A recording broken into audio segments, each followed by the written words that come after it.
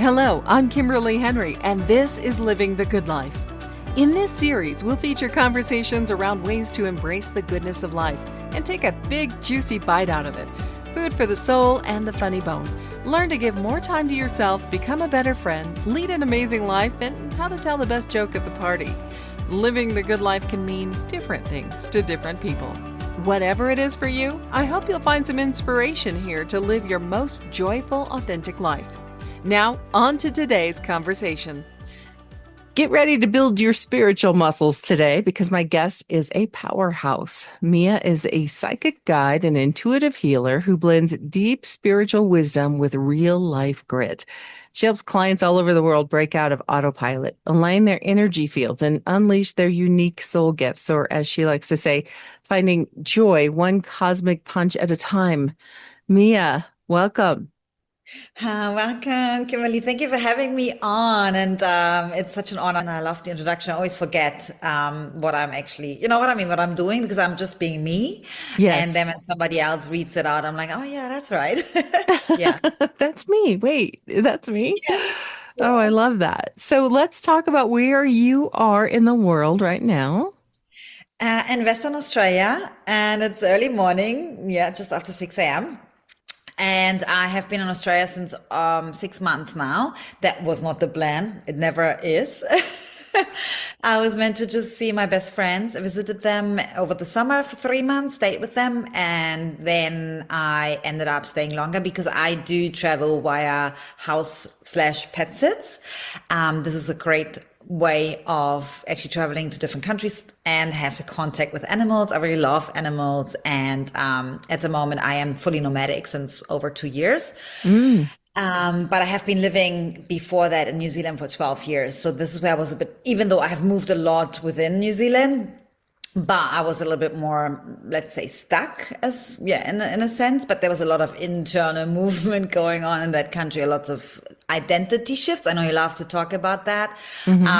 But yeah, I do live a very unconventional life. I have always been inclined to do that. I love that. And that's why, that's why we're here. That's why this podcast exists, is there's so much room for people to explore and do things that are non-traditional. We don't have to live the life that other people have created for us. We can kind of create that for ourselves. And I think you are a great example of that.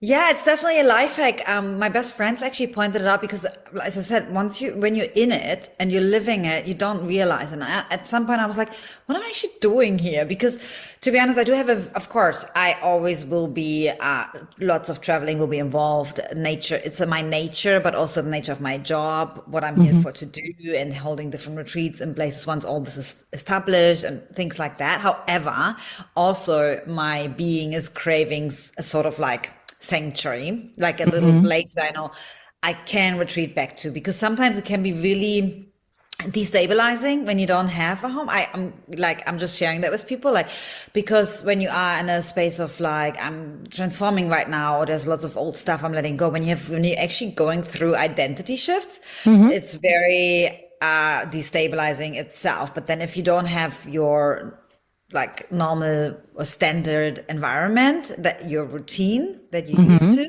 that is even more destabilizing, right? You know, when you go through changes, you like to come home and, oh, that's my home. I feel safe.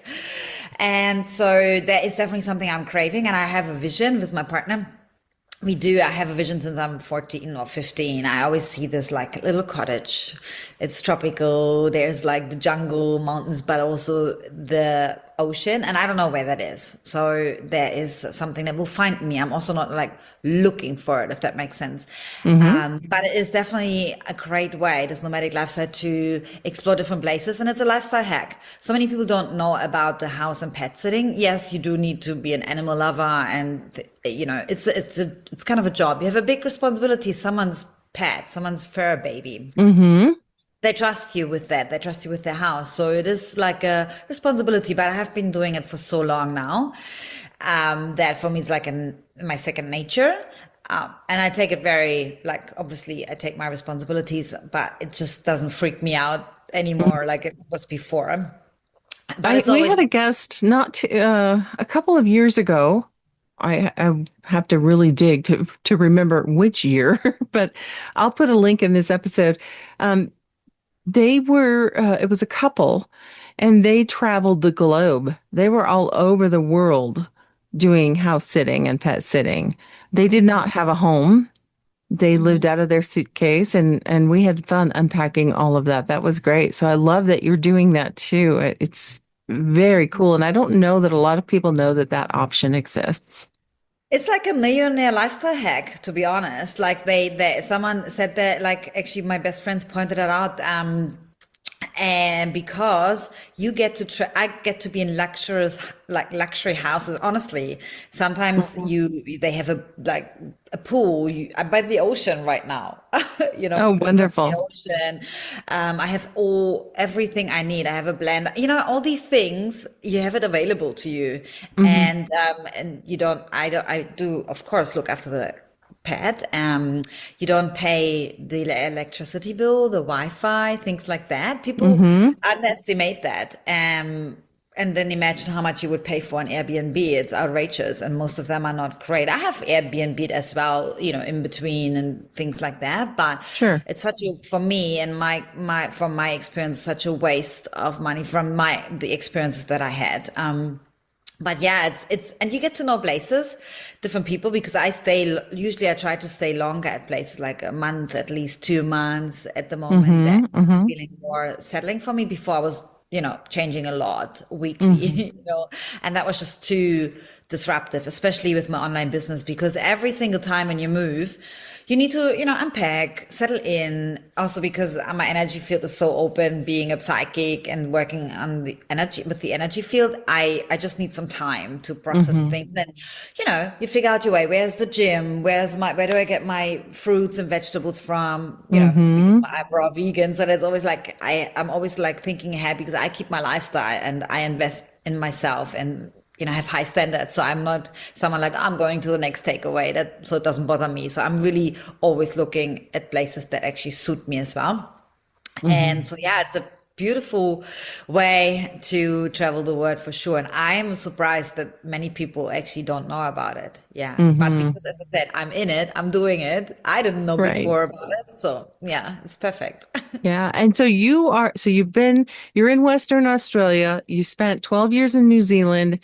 And if I read your material correctly, you actually are from Germany. Yes, I am. So Hard, that's it's hard quite a to believe. transition. Yeah, it's interesting because you wouldn't believe I actually grew up in a very small village on the countryside. Like literally, I'm not gonna kid you. Like 10 houses, one street, 500 cows, kind of thing. Literally, like not Wow. 80 Hmm. people at that time around that. That's probably like fluctuated. Wow. I think there was a time there was 100, but that was only kids and then people moved. But literally, not more than that. And so now and now looking at, when we grow up in certain environments, we take things on, we develop patterns and so on and so forth. And then imagine now what I did, like someone from such a small village, then to go.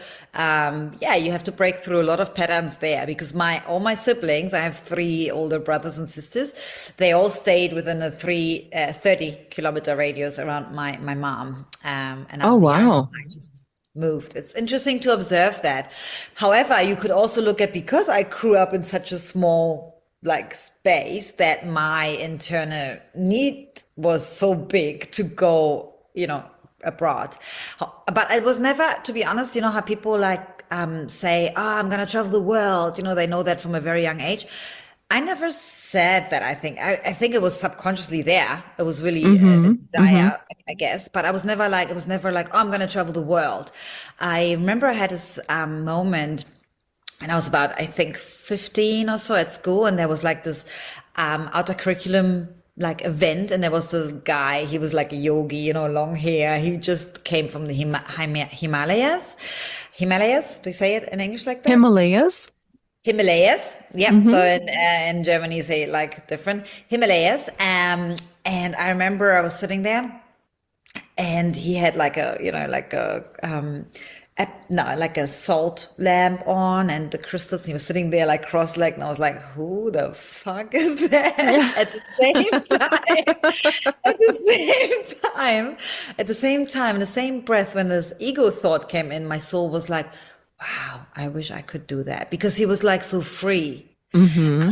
I can't remember exactly what he was talking about, but he also came from a very small village around this area. And he just traveled and I don't know, his, like, obviously his aura, he Hmm. was so free. He was like, oh, I just felt so drawn to it at the same time.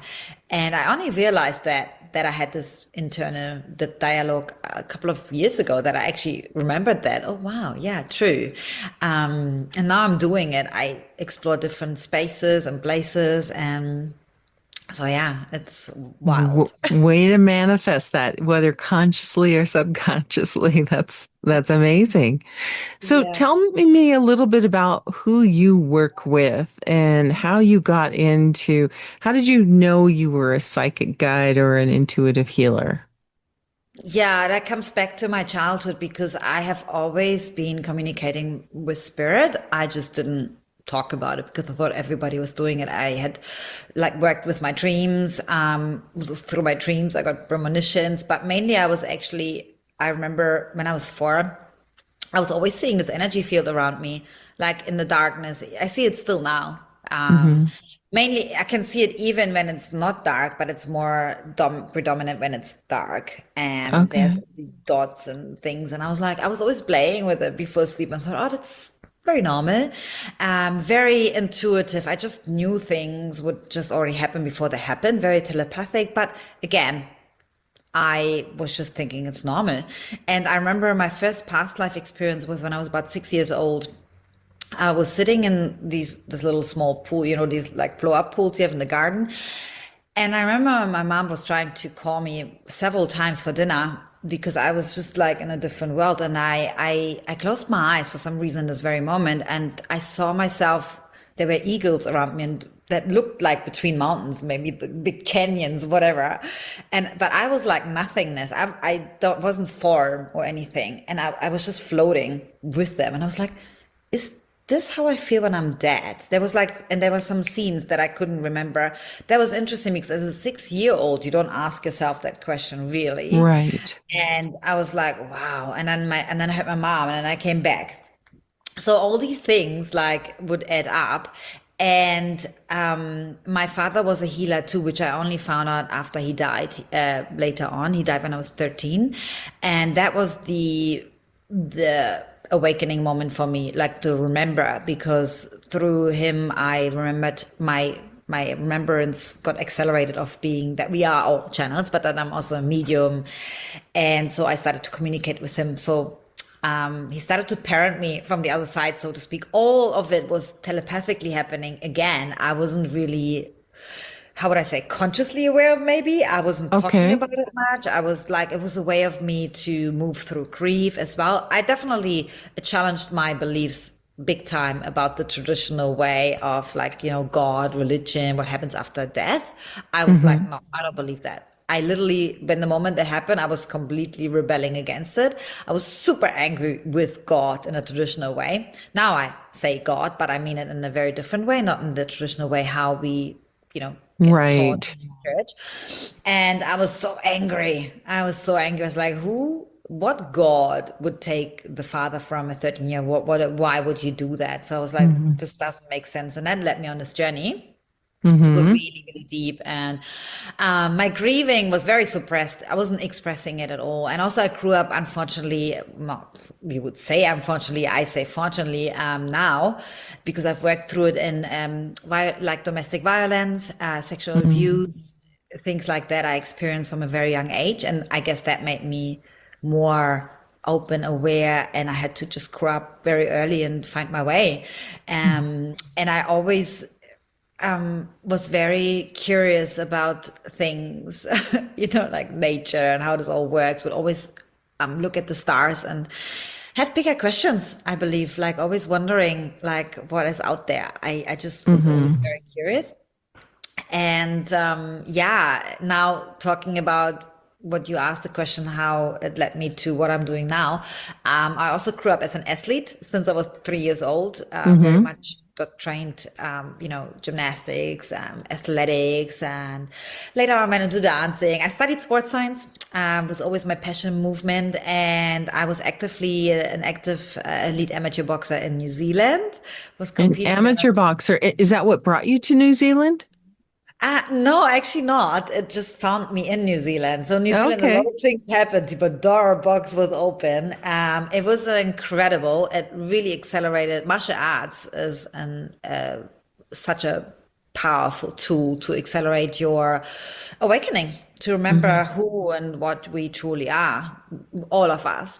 Mm-hmm. And but cut a long story short, there was always like that. I kind of separated it, the body and the energy and the spirit world, and I wasn't really merging it. And when I had my own journey with myself and my body, and the more I competed, the more I did things on the external, the more I disconnected from myself actually. Oh. And when I started to move through things, I would, always feel like, okay, the physical level, I know how to do that. Then there's the mental level, the mind, the emotions. Okay, perfect. But there will always be something, but it doesn't get resolved. I had several ailments with my body, things like that. And I would be like, what is that? What is holding me back? I would keep coming back to the same loops, and there would be something. I feel like there's something stuck in my body. And so that led me on this journey to go into the energetics, the energetic part of our energy body, really. And Mm-hmm. then I started to bridge it together, because essentially everything is one. Nothing is separate. Your body is not separate from your soul, from spirit. We are not separate. Mm-hmm. And that's why I developed the quantum embodiment method, where I actually lead people back to remember that and access it through your body. You get to know the language, the signals, the communication from your body. And that's your soul speaking through your body. And it's the best way to do it, because the body's tangible. When you start talking about energy, frequency, things, and people are like, and it's natural, our mind will be like, but I can't see it, so I don't believe it, right? That's the Right. conditioning, it's the Right. mind.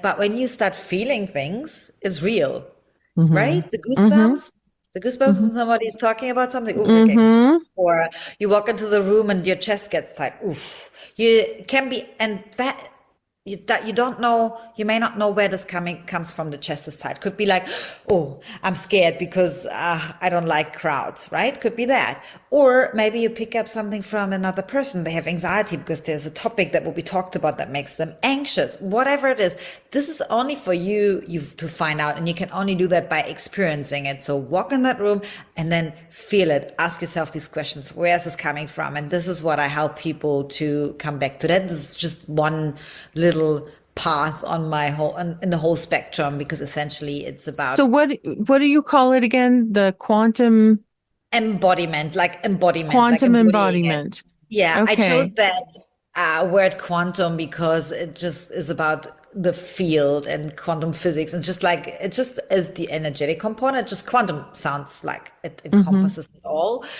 although semantics are really like always difficult. But embodiment is because the body, like to bring it back into the body, because through Mm-hmm. my years of experience and then diving deep into spiritual work and doing what I'm doing and learning from other people, I feel like a lot of spiritual teachers are up in the cloud nine. Up Mm-hmm. in cloud nine is beautiful. I love it. I would love to Mm-hmm. stay there. However, we chose to come here to this earth. And I think the missing piece is to bring it back into the body and also make it practical. Because for some people, it sounds like really woo-woo out there. And I'm very out there. And I love woo-woo stuff, whatever people want to call it. And I don't care. However, I also want to make it accessible for people and help them to understand this is a perfect, beautiful tool. It's like, how would you say? It's like a magic wand you can use for Okay. yourself, right? And our body's like our own GPS system, and will guide you. Will be like, Mm-hmm. "Da-da-da, no, don't go there. Da-da-da, that's good. Expansion, yay, go. Contraction, no, don't do that." And the only way to find out is really to spend time and figure that out, the language of your body, because it will be similar things, but it will be different for everybody, really. Yeah. Yeah, I love that. There's two things that you hit on that really resonate for me, and that's kind of what I try to do too is really bring things down to earth for people because, as you said, we chose to be here in one form or fashion, right? Yeah. And you can't divorce, we're in our bodies for a reason. And you can't divorce all of the thoughts, the feelings, that I am from the physical. I think that is really important. And it is a great tool to understand how you're feeling and what's going on. Yeah, and I was sabotaging my body so much. You wouldn't believe. Like I developed an eating disorder after like I think before already my father died. Um that was part of my journey. I believe also my personal belief is that we have soul contracts and our soul chooses this particular lifetime and all the experiences we have in order to grow. And our soul loves to grow and only evolves through challenges. And when it gets stretched, that's the only way we grow, right? So Just when like you're a muscle. yeah, when you're comfortable, you can't grow like a muscle, right? It's called now it's called soul gym. Yeah, you're gonna go to the soul gym, right? Which is powerful. And wow, when I said I was disconnected, of course, it had also to do with the sexual abuse. It's a very much a pattern of people who got abused, or women, anybody really. You start to disconnect and you disregard things, and then depending on how like certain traumas, they will be stored in your body, and when they're not Hmm. processed, Hmm. Hmm. then you will develop behavioral patterns that are destructive because it's a coping mechanism. It's a protection. It's something to deal with something you couldn't process at that time. Because when I was 6 years old, I wasn't able to process that. How? Because you don't Right. know. And then it's very deeply stored in the subconscious. And then also now with the experiences and knowledge that I've gained through my own experience, deeply stored in a cellular level. And also for me, there's a lot that I brought in from past lives and my ancestors, because when I look through my family line, the females, they all got sexually abused, including my mom. So that's just, I can put the dots now together because I did the work, and I was like going there and digging and facing. That's why I can also talk about it so openly, because I moved through it. Doesn't take away the pain that happened at that time or throughout the process, but now you can feel it. I have just really moved through it. It's like it happened, and it is no longer like ruling me, my life, or my body. It's just like I just have to still reconcile a few things in my womb space that are Hmm. just attached, and that I'm just like doing energetic and all the work that I can do. And that's just the process. Some layers are just needing more time to be shed. It will never healing, right? Is a very non-linear process, and it's Hmm. never done. However, Hmm. healing doesn't have to be super heavy. Will there be times that are uncomfortable? 100%. I'm not gonna sugarcoat it, and I'm not gonna lie. If you truly want to heal certain parts, if you want to if you want to evolve and break through certain patterns, you need to go to the shadows. You need to go to the things you avoid. You need to really Hmm. face your shit. And that's part of Feel it. the feelings, right? Feel the Feel feelings. it, Let it feel go. it, and then release it. And Hmm. you don't have to really, what I personally believe and I experience myself is like, it's not, you don't need to have, you don't need to understand all the nitty gritty stuff from everything. Yeah. This pattern comes from my grandfather, 50s generation kind of thing. If you get guided to go there, if some sort of information comes through, then it's for you to see, because you are, there's something for you in there, a nugget. You're ready to process and alchemize it and transmute it. But if not, it's sometimes really when I feel like some sort of anger or grief, and I'm like, is it something? I ask, I talk to it, and then I'm like, I feel it, release it, transmute it, let it go. Amazing. So Hmm. What I think it's easy for people to dismiss. As you said earlier, a lot of people think, oh, woo woo stuff and it's out there and you can say whatever you want to say because it's woo woo, right? And so it's hard to give credibility to it. What do you say about that? How do you help people feel into the work that you do? Well, I give them the experience really because I like to see myself. I like the word guide because I'm not here like to be like like on a pedestal because I want Right. people to leave after working with me that they no longer need somebody else, that they actually their own guru, guide, healer, shaman, whatever you want to be, Right. whatever it is you're looking for, because we have it all within us. And we need mentors. Of course, we have leaders because people have moved through certain things so they can help others. You have done things in life and can help others now because you, like, let's put it in the words of human nature, you're ahead because you moved through it. I moved through certain things. Now I can help other people with that. And then other people are ahead in other areas, then they can help me. But I always encourage people to go inward first. Like Hmm. first, before you even seek any external advice, just listen, take 5 minutes, just 5 minutes and literally ask yourself first, because we are so conditioned to go external right away. Even, yeah, I call my best friend. I feel not good because I just had an argument with my partner. I need to talk to her. Why?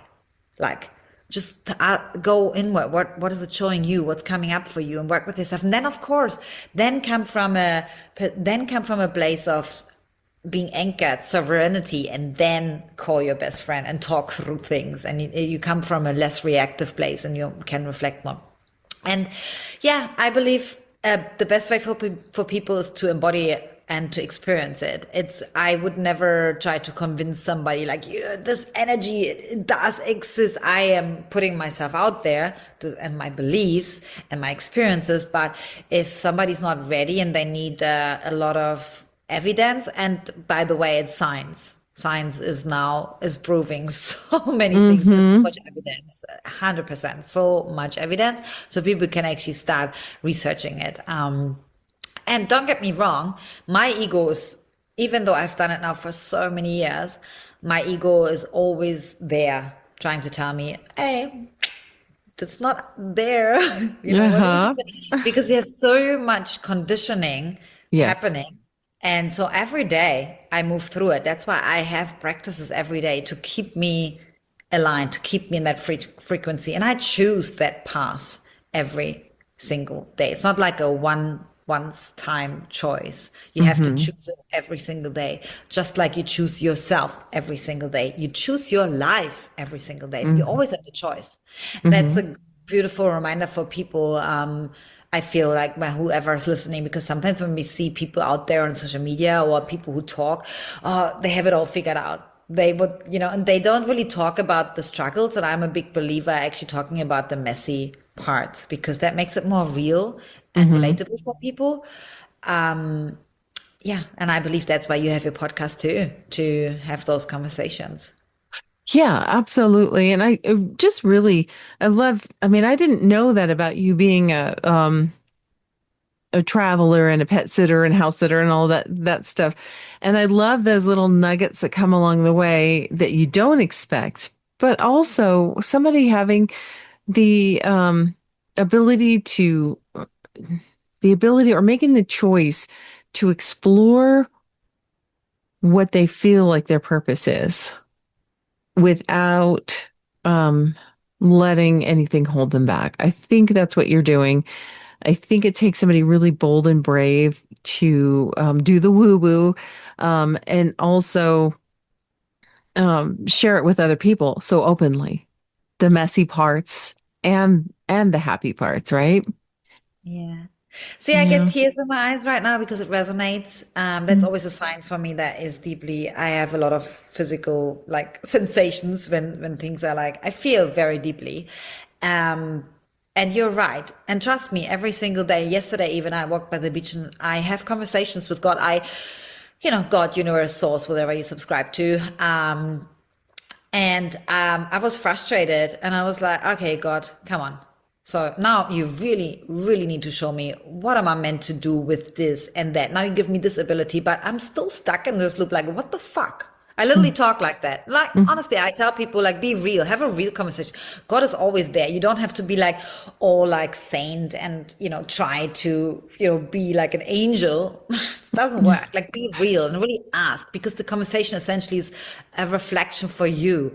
And then I could see, oh, I'm super frustrated. I need validation. I need to be seen. There's a wound coming through comparison, because I do so much work since since a long, long time. I can point it out. Doesn't mean I'm not feeling it. I felt frustrated. Yeah, I had a big, like a cry.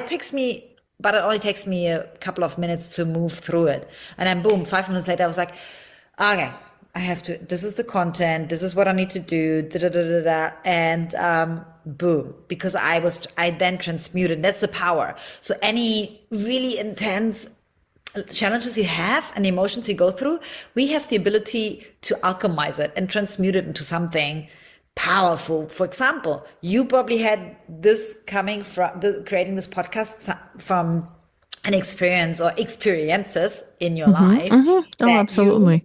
We're like, I'm transmuting that. I'm giving other people now the chance to listen to stories and so on and so forth. Or if you're angry, right? What would people do? They either take it out on people, or they maybe go on social media and give bad comments. Whatever people do, I don't do that, but I imagine this is a couple of things that they would do. Why don't you transmute it into something? Like, take this anger as actually passion. It's passion. You're passionate about something, right? When you're angry, like, you're really passionate. So transmute it. Help someone else. Like, create some content if you're creative or an artist, whatever. Go and take a video, or I don't know. There's so many different ways. And I think it's really powerful when you said that it takes a brave and courageous person. Yes, it does. And it also takes trust. Yes. Trust in yourself and the divine. Because, I mean, I know we don't have much time, but there were so many challenging moments along my way, and literally where I was crawling on my knees and I didn't know where my next place is coming, or even the money, whatever. I have been in like really low situations. And of course, it's also because my own story that I'm telling myself, right? The scarcity mindset, that is my part of my work to do. But also, really trusting myself and knowing this is good. This is for me. And it's not easy to break out of the matrix and to choose that path. Especially I grew up in Germany, very much the system, like, went to school, university, the whole thing that you do. And what is expected? You find a job for the next 40 years, get married, plant a tree, and have a house. Right. That was me. Right. But it is for some people. And I always want to recognize that, it is that. Yeah. That traditional life or whatever is for some people, and that's okay too. Yes. But for sure. If it's not for you, recognize that and make a change, which I love that you did. Absolutely. But because I was feeling off. I was feeling wrong because I thought everybody's so happy to have this life. But why am I not happy? What is wrong with me? I thought I was trying to squeeze myself into a shoe that would never fit. Right. My feet are too big. When the feet are too big for a shoe, why would you try to squeeze them? You look little. I don't know if you have big feet or not. I get the analogy. It's like, I know. It just came through. People say fit in a box, but the shoe analogy is probably like a little bit more like, why would you do that? And so I like that you pointed it out. It's true. And people, and honestly, the people I do house sitting for, right? They love their house. They love their life. Yeah. And it's beautiful. Without them, I wouldn't be here. But it takes just courage for people to go really deep and ask yourself, what do I really, really want? Not my mom, not my partner, not the society, not what I'm supposed to do. What do you really want? And this question can be really scary, really scary. And it's also okay not to know. That's why you go and experience and explore. I didn't go out and knew exactly what I need to do. And I've also tell you right now, honestly, it's an ever unfolding process. I don't think it's ever finished. I don't know 100%. I have visions, I have desires, but I don't know exactly how it will happen and what else is developing. Because if you ask me if that was my path and my plan, oh, hell no. It's not my plan to do that. You couldn't have written this story, right? No, absolutely not. But I'm really, really happy to live it and to create it. Even reflecting back on what we said before, all the things that appear to be dramatic, negative, they shaped me. They shaped me who I am today. So. I know you need to go. So what I want to do is give folks the opportunity to connect with you if they so choose. And I know you have your own podcast. So can you tell us how we find that and how people can connect up with you? Yeah, totally. I have my website, like luna-mia.org. This is where also all my social handles are there. You can find them on my podcast too. But yeah, Instagram, of course, it's Mia Dins. I think I sent you all the links. Yeah. And my own podcast is called Dins Talk because Dins is actually my last name. I don't know. It's Luna Mia here, but that's for my email. And it stands for Do It Never Stop. So I always encourage people with the message I love that. To what is one thing you do and would never stop. And it's about, let's talk soul. Let's talk about like some real stories. But this season, I decided to go really deep into the part of the work that I do, energetics, and for people who bridge both, like who are very approachable. And because I wanted to go deeper into that and how things are really getting stored in the body. And for people to see that, to have the tangible proof, hey, someone had this kind of ailment. I had recently someone on, she had like MS and lost her eyesight almost, and then she healed from that, but without the traditional medicine. So powerful, powerful stories, which I love to share with people. And yeah, that's where people can find me. And I also have some exciting things coming up, like a retreat in Bali in either October, November this year. So where people get to experience that work that I do live and come back home to themselves. So very empowering, very excited about that. I'm excited about that. I'm going to have to go look at the details. Yeah, you can message me because there's no details yet on my Facebook because I'm just scouting and I'm just in touch with, like the network. The early stages. Early stages, but it will develop very fast because the plan is already there. I just need to find the right location because it's all energy. And I have been in Bali myself. The land there is very sacred, very sacred. There's lots of energy. So I want to make sure it's the perfect space to do what we are going to do. Excellent. Mia Dins. And I love that. I wrote it down earlier before we started talking. Do it, never stop. I love that. Great way to tie it all together. Look for Dins Talk on wherever you listen to your podcast and check out luna-mia.org to connect with our guest today, Mia Dins. Thank you so much. Thank you. I would have loved to talk more. But me too. Trust me. Yeah, that's perfect. That's how it's supposed to be today. So we trust that. So thank you so much for having me on, and thank you everybody who's listening. Thank you so much for giving me this time to share some parts of my story, and I hope that activated, ignited, triggered somebody to go deeper and to actually, most of all, I hope that where everybody is really living their fullest life and soul purpose and have fun being you. I think and be authentic, express yourself. I think that's the most important part.